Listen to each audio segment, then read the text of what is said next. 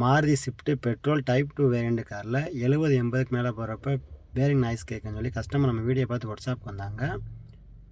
Bearing கழட்டுறக்கா வீலை கழட்டி பார்த்தோம்னா stud வந்து சுற்றிருச்சு.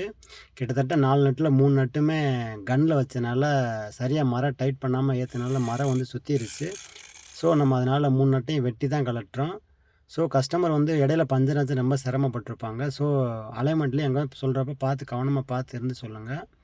கிட்டத்தட்ட 3 நட்டு ஃபுல்லாக டேமேஜ் ஆகிருந்துச்சி. நம்ம அதனால் வீல் பேரிங் மாற்ற போகிறாங்க. வீல் பேரிங் ஸ்டட்டு வந்துடும்.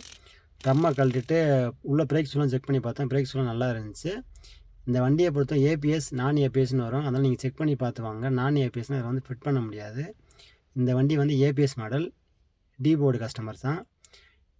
வீல் பேரிங் ஃபிட் பண்ணுறக்கா பழைய வீல் பேரிங் கழட்டிட்டு இது வந்து செட்டாக அப்போடே வந்துடும். இந்த வீல் பேரிங் நல்லா நாய்ஸ் கேட்டுச்சு.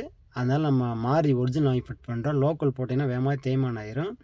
வீல் நட்டு 4மே மாருதி ஓய் வாங்கி ஃபிட் பண்ணுறோம். லோக்கல் மேக் போட்டிங்கன்னா மண்டை வந்து சலிஞ்சிரும். வீல் பேரிங்லாம் ஃபிட் பண்ணிவிட்டு ஒரு 70-80க்கு மேலே ஓட்டி பார்த்துட்டு கஸ்டமர்கிட்ட கொடுத்தேன். கஸ்டமர் சாட்டிஸ்ஃபைடாக இருந்தாங்க. இந்த வீடியோ பிடிச்சா நம்ம சேனல் லைக் பண்ணி ஃபாலோ பண்ணி வச்சுக்கோங்க. இந்த வீடியோ பிடிச்சினா கார் வச்சுருக்க ஃப்ரெண்ட் அண்ட் ஃபேமிலிக்கு இந்த வீடியோ ஷேர் பண்ணுங்கள். தேங்க்யூ.